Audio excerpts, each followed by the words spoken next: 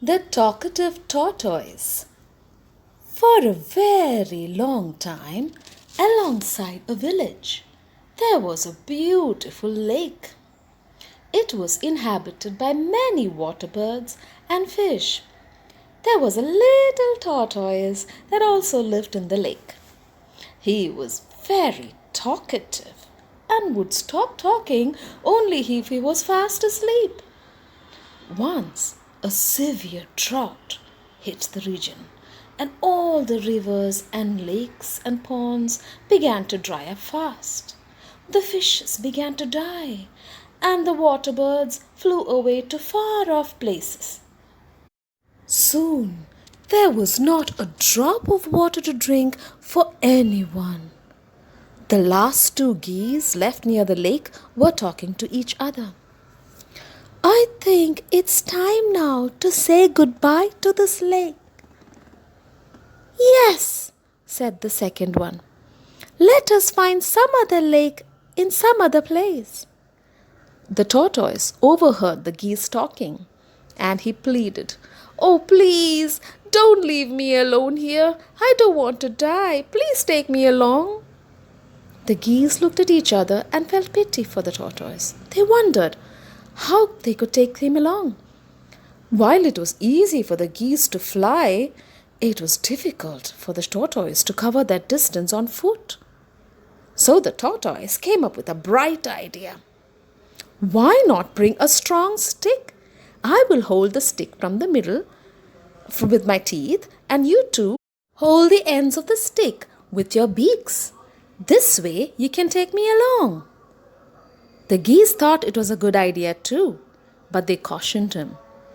You see, tortoise, you will be hanging on to that stick with your teeth. The stick will be in your mouth. You have to be really, really careful. If you open your mouth, you will fall down. You will fall on the ground and something might happen to you. You have to be very careful. We are saying this because you're so talkative. You can't seem to stop talking. So, in the middle of the flight, when we are carrying you and you're holding on to the stick with your teeth, you might want to talk, and if you open your mouth to talk, you will fall down. You have to be very, very careful, they said. The tortoise promised not to open his mouth, not even to talk.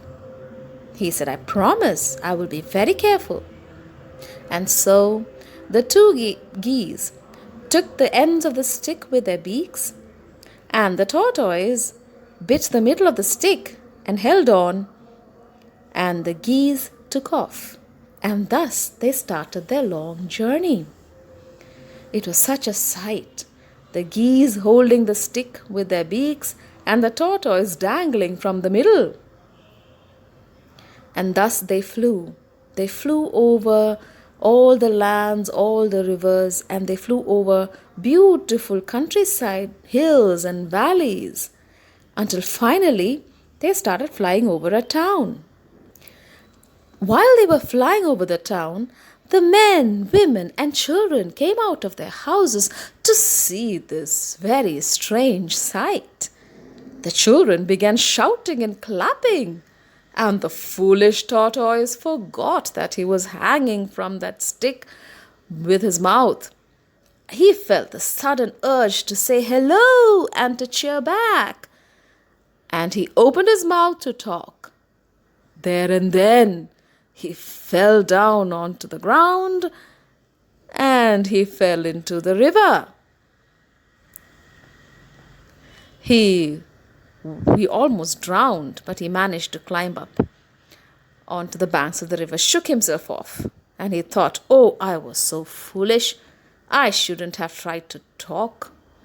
And now the geese are flown away and I'm left here all alone.